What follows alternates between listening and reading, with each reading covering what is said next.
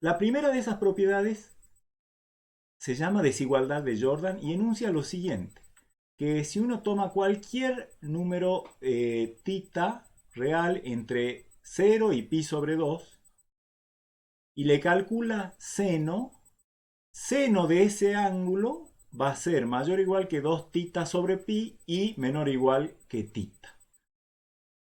¿Sí? Fíjense que para tita igual a 0 esto se cumple trivialmente. En los tres lados tengo 0. 0 menor o igual que 0, 0 y menor o igual que 0. Así que para 0 se cumple. Para pi sobre 2 también, porque acá me quedaría 1. Seno de pi sobre 2 que es 1. 1 menor o igual que 1.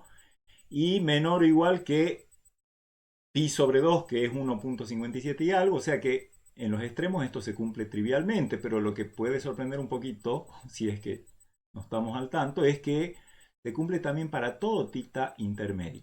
Les anticipo que la única parte de esta desigualdad, de esta doble desigualdad que nos va a interesar es esta, el hecho de que seno de tita está acotado inferiormente por 2 tita sobre pi. Pero acá está enunciada en forma completa la desigualdad.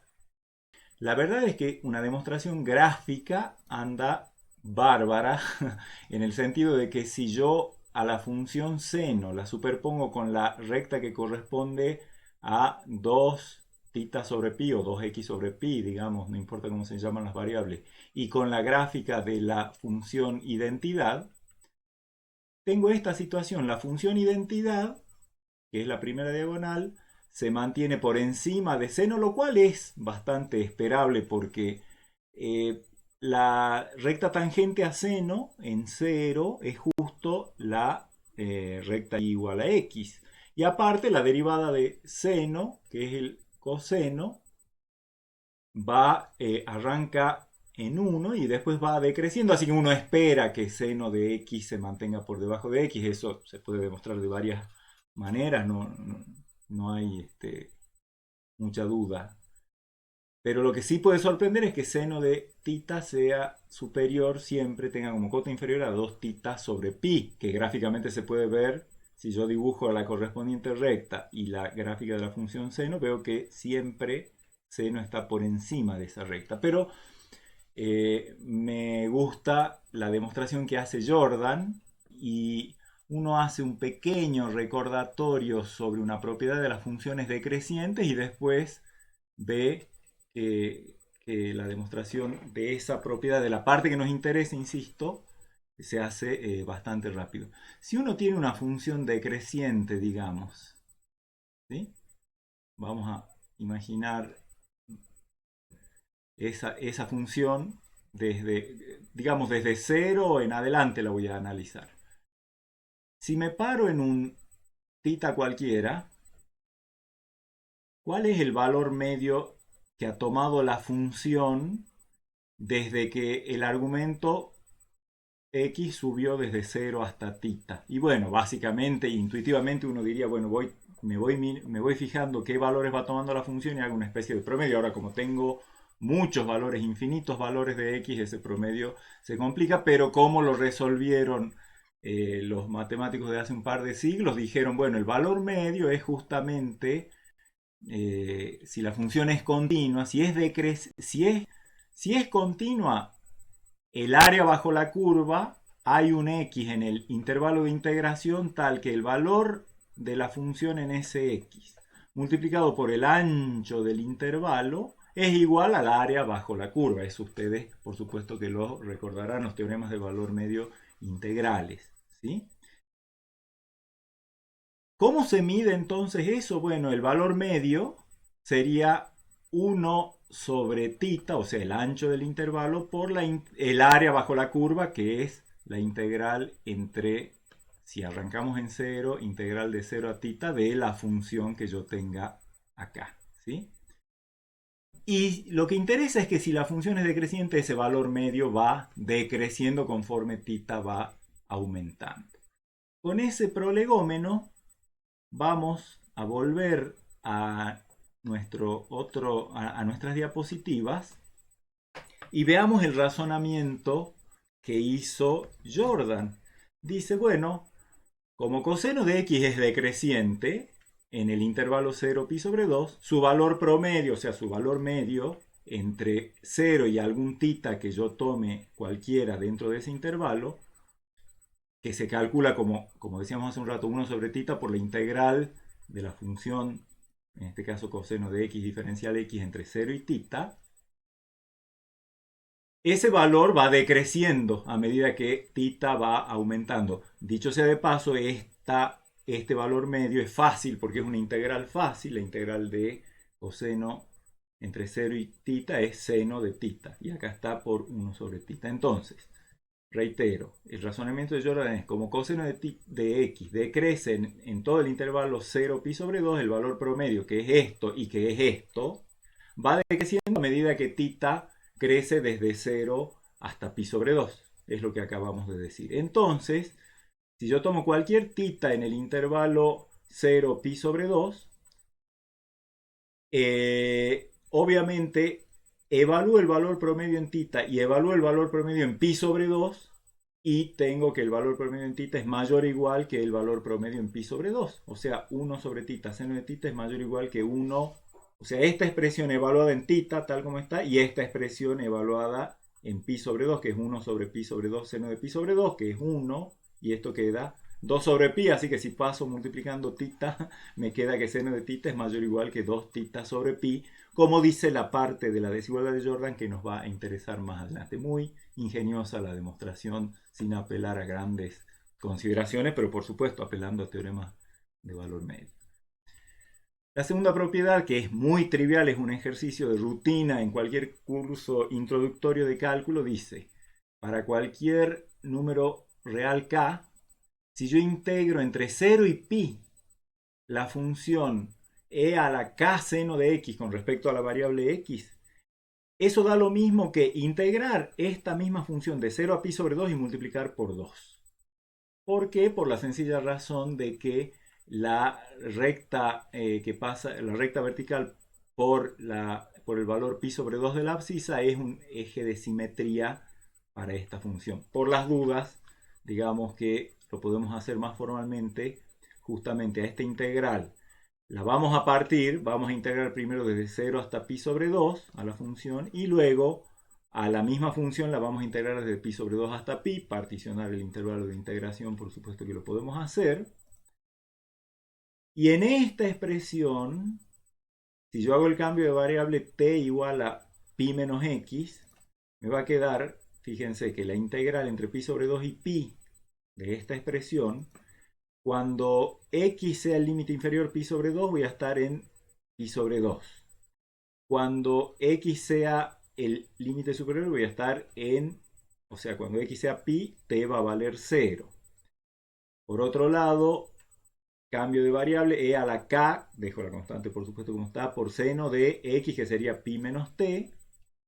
Y al reemplazar diferencial de x por diferencial de t, dada la vinculación entre t y x, me queda, o sea, digamos, diferencial de t es menos diferencial de x, con lo cual ese signo menos viene a salir acá. Total que esta integral por sustitución es igual a esto, y esto cambio acá el signo de la integral y por lo tanto intercambio los límites de integración, y observando que seno de pi menos t es lo mismo que seno de t, me queda e a la k por seno de t diferencial de t, que es, por supuesto, que salvo nombre de la variable, que no influye porque es la variable de integración, esta integral, o sea esta, es igual, exactamente igual a esta, y por lo tanto tengo este resultado. ¿Sí? Entonces ahora vamos a ver bajo qué condiciones el límite de la integral de esa función integrando f de z por e a la imz integrada sobre s sub r, cuando r tiende a infinito, tiende a 0, el límite es 0. La respuesta la da este teorema. Supongamos que yo tengo un m mayor que 0, como decíamos siempre, es el caso que nos interesa, y f, una función real de variable real que se puede extender a una función compleja f de z que satisfaga lo siguiente: que la función f sea analítica sobre el eje real, como siempre, y que sea analítica en el semiplano superior, salvo una cantidad finita de singularidades z1 hasta zn. Hasta ahí eso les puede parecer igual al teorema que veíamos para los casos de integrales de f de x diferencial de x. Sí, es lo mismo. Ahora viene la diferencia. Que por el semiplano superior, el límite de la f de z cuando z tiende a infinito sea 0. O sea, ya ni siquiera z por f de z, sino directamente el límite de f de z cuando z tiende a infinito por el semiplano superior sea 0. Bajo esas dos condiciones se cumple que el valor principal de Cauchy de f de x coseno de mx, de la integral entre menos infinito e infinito, más i por el valor principal de Cauchy de la integral entre menos infinito e infinito de f de x seno de mx, diferencial de x, es directamente 2pi por i por la suma de los residuos de la función f, esta f pero extendida al campo complejo, multiplicada por e a la imz, en cada una de las singularidades que esa función, o sea que la f, tenga en el semiplano superior. ¿Sí? Esto es muy relacionado a lo que vimos en la diapositiva de recién, excepto que estamos diciendo que el límite de la integral sobre SR de esta función integrando cuando R tiende a infinito es 0. Eso es lo que vamos a demostrar.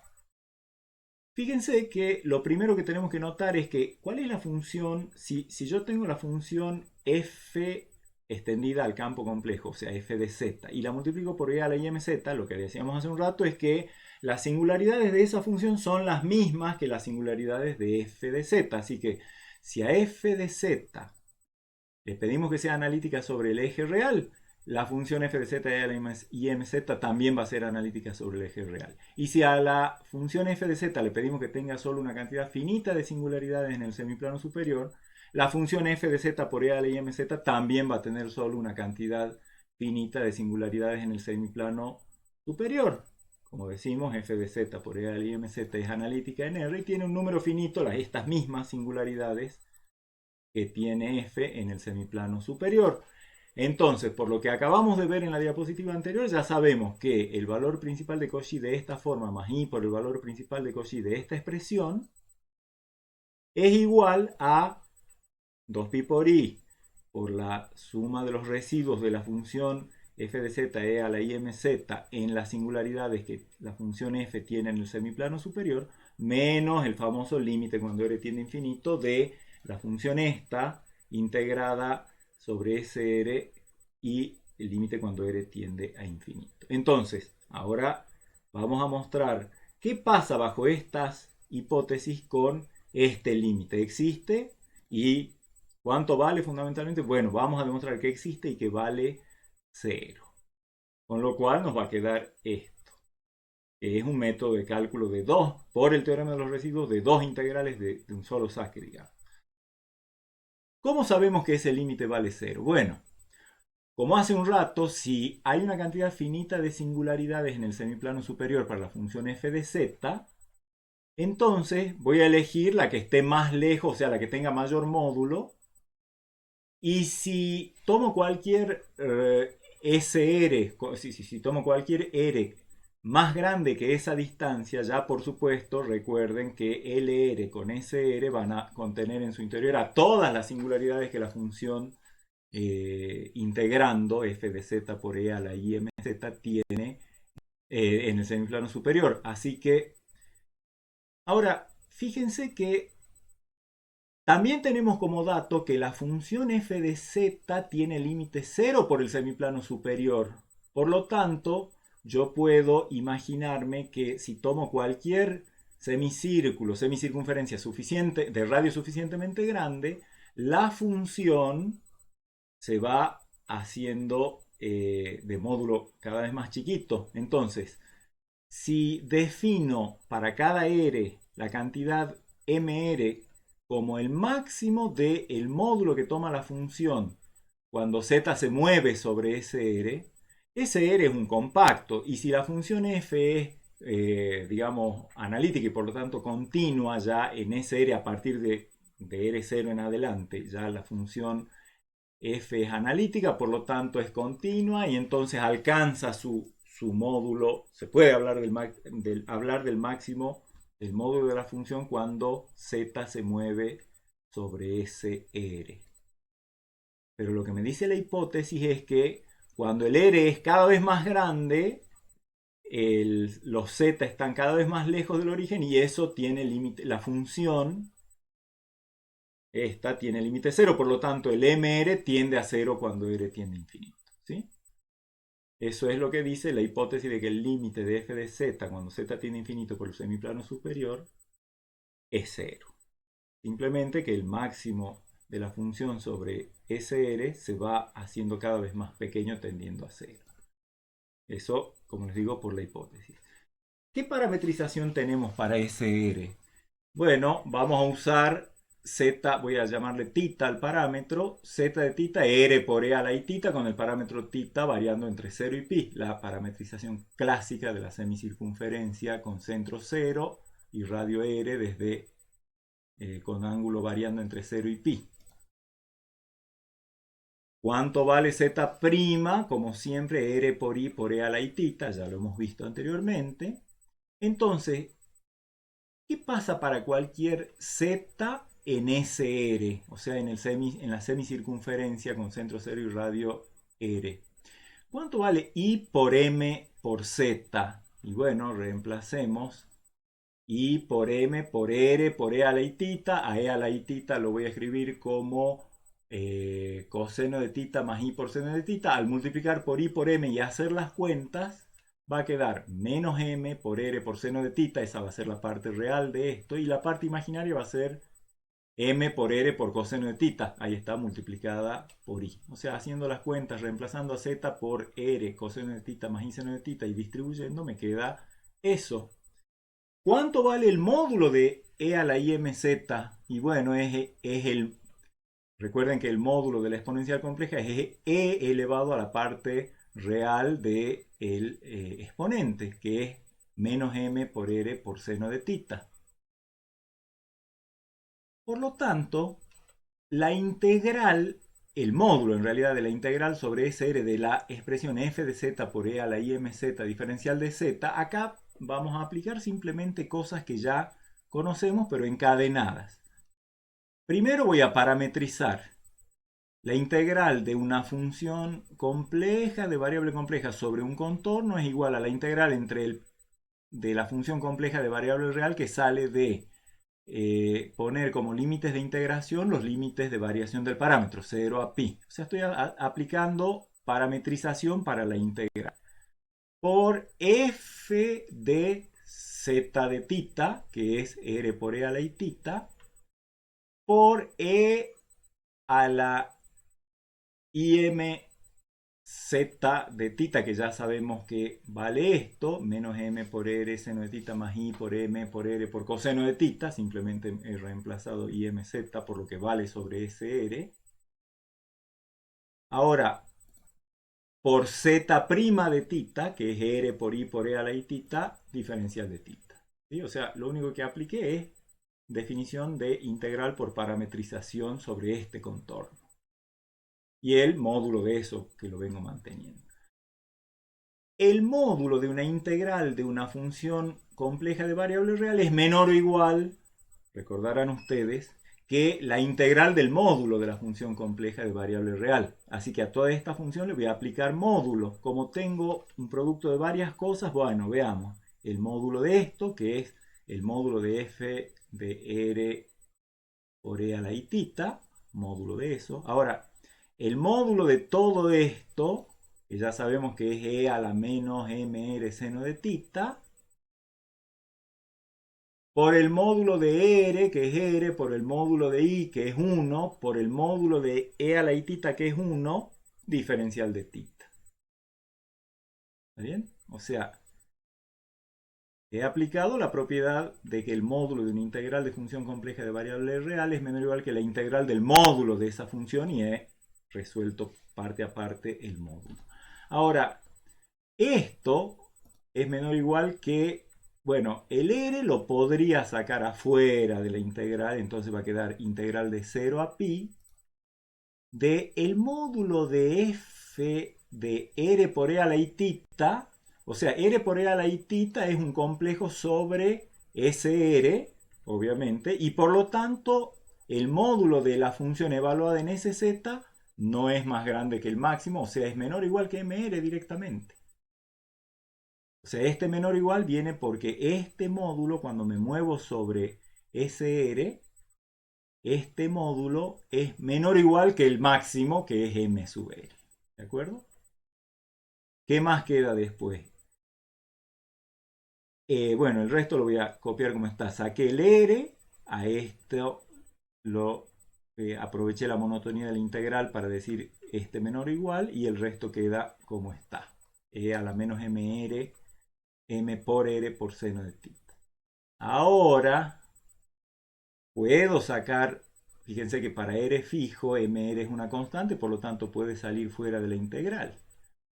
Y esta integral entre 0 y pi me quedaría integral entre 0 y pi de una expresión del estilo e a la, lo que teníamos hace un rato, un k, que en este caso el k sería menos mr por seno de tita, diferencial de tita. Eso es igual a 2 veces la integral desde 0 a pi sobre 2 de esa función. O sea, e a la m por r por menos m de tita. O sea, lo he acomodado hacia esto, pero es lo mismo que esto. Así que acá estoy aplicando la propiedad 2, ¿sí? Que me decía que la integral entre 0 y... Primero saco mr afuera, luego aplico la propiedad diciendo tengo integral entre 0 y pi de k, que es menos mr, o mr en realidad, por, digamos, seno de tita, que en definitiva, por aplicación de la propiedad 2, me queda exactamente 2 veces la integral de 0 a pi sobre 2 de esta expresión. Y ahora lo anoté así al signo menos justamente porque voy a aplicar el 2 por r por mr, sigue quedando, y me queda la integral de 0 a pi sobre 2 de ¿quién? De e a la m por r por menos seno de tita. Resulta que seno de tita, cuando tita está en el intervalo de integración, recuerden que era mayor o igual que 2 tita sobre pi, desigualdad de Jordan, propiedad 1. Por lo tanto, menos seno de tita es menor o igual que menos 2 tita sobre pi, y por lo tanto e a la mr por menos seno de tita es menor o igual como función que e a la m por r por menos 2 tita sobre pi. O sea, en otras palabras, he aplicado la desigualdad de Jordan y aprovechando la monotonía de la exponencial, de la función exponencial, esto me queda, por supuesto, que esta integral es menor o igual que esta integral. El resto son constantes que se mantienen. Y ahora, gracias a la desigualdad de Jordan, he pasado a una integral. La integral de e a la mr menos n tita es difícil de resolver, pero esta es una integral muy fácil de resolver. Las constantes por el momento quedan como están. Y esto sería algo de la forma, bueno, esto es e a la m por e menos 2m por r sobre pi, todo eso por tita, así que es algo de la forma e a la k por tita. Entonces la integral, si la resuelvo por el método de la primitiva, es 1 sobre la constante, que sería pi sobre menos 2mr, por la misma función e a la menos 2m por r por tita sobre pi, evaluada en los límites de 0 a pi sobre 2. Esta es una simple integral de la función exponencial de variable real, ¿no? Así que, pero se puede hacer tranquilamente. Ahí está, puedo cancelar el 2 con el 2, el r con el r, y va a quedar, este menos lo voy a pasar acá, menos pi por mr sobre m, el 2r se ha ido. ¿Y cuánto vale esto evaluado en pi sobre 2 menos evaluado en 0? Bueno, evaluado en pi sobre 2, o sea, en tita igual a pi sobre 2, se me van a cancelar el pi con el pi, el 2 con el 2, y me va a quedar e a la menos mr. Y luego, evaluado en 0, obviamente para tita igual a 0, esto da 1. Ahora voy a aprovechar este signo menos y lo voy a mandar acá adentro. O sea, esto es igual a pi por m, pi sobre m por mr, que recuerden que mr tiende a 0 cuando r tiende a infinito, por Cuando entre el signo menos, acá me va a quedar la constante 1 menos e a la menos mr. Pero como m es positivo, es como cuando r tiende a infinito, este exponente se va a hacer cada vez más negativo y esta va a tender a 0. Y por lo tanto, todo esto tiende a 1. Esto es una constante, esto tiende a 0. En definitiva, cuando r tiende a infinito, esta integral tiende a 0. El módulo tiende a 0 y por lo tanto la integral tiende a 0. Y entonces se cumple lo que decía el teorema que queríamos demostrar, que es que el valor principal de esto más i por el valor principal de esto otro es igual a 2pi por i por la suma de los residuos. ¿De qué función? De la función integrando, ya sea que estuviera considerando cualquiera de las dos expresiones, la f, que multiplica o a coseno o a seno, llevada al campo complejo y multiplicada por e a la i por m por z. Entonces, residuos de esa función en las singularidades que están en el semiplano superior, eso es un número complejo. Cuando lo multiplico por 2pi por i me da un número complejo. Puede tener parte real distinta de 0, parte imaginaria distinta de 0. Bueno, resulta que la parte real va a corresponder al valor principal de la integral de f coseno de mx y la parte imaginaria al valor de la integral de f por el seno de mx. ¿Cómo se aplica todo esto? Porque siempre un ejemplo. Veamos, valor principal de Cauchy, calculemos de x por seno de 3x sobre x cuadrado más 1 con respecto a la variable x. Evidentemente, ¿quién es f de x? Es x sobre x cuadrado más 1. ¿Quién es la expresión? Es evidentemente de este estilo, seno de m por x. M está clarito que vale 3. Habría que ver si la función... ¿Quién es la función f? Como decíamos hace un rato, es extendida al campo complejo, sería lo que multiplica a seno de mx, es x sobre x cuadrado más 1, lo extiendo al plano complejo, z sobre z cuadrado más 1, que es una función racional. Para ver qué singularidades tiene, me fijo en el denominador entonces, o sea que son i y menos i, las raíces del denominador, o sea, las raíces cuadradas de menos 1.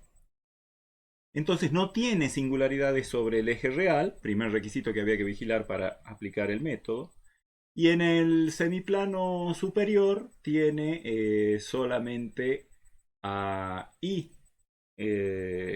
Segundo requisito que hay que vigilar, que tenga una cantidad finita de singularidades en el semiplano superior.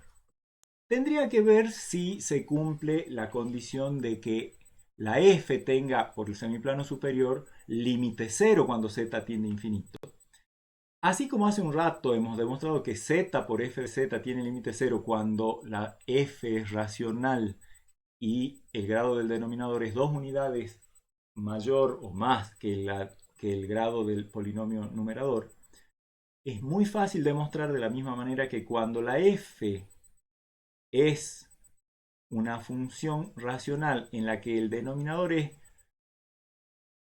un polinomio de grado al menos una unidad mayor, al menos una, ya ni siquiera dos, una unidad más grande que el grado del numerador, entonces la función tiende a 0 y el método es exactamente el mismo que hemos visto, parecido, una adaptación de lo que hemos visto hace un rato. Entonces, en este caso, esta función f, extendida al campo complejo, cumple que el límite vale 0 por el semiplano superior. Por lo tanto, se cumple lo que decíamos en la diapositiva anterior, en el teorema de la diapositiva anterior.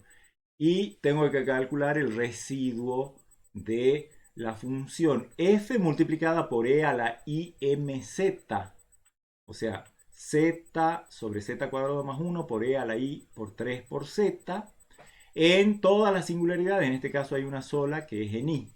Por cualquiera de los métodos que hagamos, en este caso va a convenir el método de ver a esto como un cociente y hacer como el de arriba evaluado en i no es 0 y derivamos el de abajo y hacemos el de arriba evaluado en i dividido la derivada del de abajo evaluado en i. Bueno, eso va a quedar, si hacen las cuentas, el de arriba va a quedar i por e a la i por 3 por i, o sea, a la 3i cuadrado, sobre la derivada del denominador, que es 2z evaluado en i va a ser 2i, Si hacen las cuentas, eso le queda 1 sobre 2e elevado al cubo. Con lo cual tenemos lo que nos decía el teorema anterior, que el valor principal de la forma x coseno de 3x sobre x cuadrado más 1, más el valor principal de la forma x seno de más y por el valor principal de x seno de 3x sobre x cuadrado más 1, eso es igual a 2pi por i por la suma, que en este caso al ser uno solo es simplemente el residuo de la función esta, evaluada en i, que ya lo tenemos, que es justamente entonces 2pi por i por el residuo, que es 1 sobre 2e cubo, cancelo y me queda pi sobre e cubo por i. Ahí tengo, con esta expresión, tengo directamente un número complejo cuya parte real equivale a esto, que no es lo que me interesa en mi problema, y cuya parte imaginaria equivale a esto, que es lo que me interesa en mi problema. Por lo tanto, el valor principal de esta integral impropia es pi sobre e al cubo. ¿Sí? Entonces, el método para calcular un valor principal de una forma de este estilo es reconocer la función que está multiplicando a seno de mx, reconocer a m, esas son cosas fáciles, extender la función esa que multiplica a seno o a coseno al campo complejo, ver si no tiene problemas de analiticidad sobre el eje real, no las tiene, ver si tiene una cantidad finita de singularidades en el semiplano superior, tiene una cantidad finita, verificar que la función tiene el límite cero por el semiplano superior, si es racional con grado del numerador menor que el grado del polinomio denominador, eso se va a cumplir, multiplicar a la función por e a la i por m por z, y calcular el residuo de la función así obtenida en todas las singularidades. Sumar esos residuos, multiplicar por 2pi por i, eso me da un número complejo. La parte real corresponde a la integral que tiene que ver con el coseno y la parte imaginaria a la integral que tiene que ver con el seno. ¿Sí? En este caso nos interesaba con el seno, entonces me fijo en la parte imaginaria, que es justo pi sobre e al cubo. Y en virtud de esta igualdad, nos damos cuenta que en este caso el valor principal de Cauchy de la integral impropia x sobre x cuadrado más 1 coseno de 3x vale 0, como dice acá. Vemos entonces que tenemos un buen método, gracias al teorema de los residuos, para calcular fácilmente integrales que les pediría que hagan la prueba de hacerlo a través de los métodos tradicionales. Seguramente les va a costar, y eso, cuidado, que inclusive la función x sobre x cuadrado más 1 dentro de todo es bastante sencilla, pero podría ser mucho más complicada, y el teorema de los residuos nos ayuda muchísimo en la resolución. Bueno, y de esta manera damos por finalizado nuestro estudio de desarrollos en series de Laurent. Fíjense ustedes cómo las ideas de ir más allá de los desarrollos en serie de Taylor y preguntarse cuándo, bajo qué condiciones una función que no era analítica en el centro del desarrollo podía ser desarrollable en otros tipos de series, ha llevado a consecuencias casi, digamos, inesperadas, pero muy fructíferas, no solo a la hora de pensar en la variable compleja, sino en actividades fuera de la variable compleja. Así que bueno, con eso damos por finalizada, por concluida la unidad. Nos vemos la próxima clase. Hasta luego.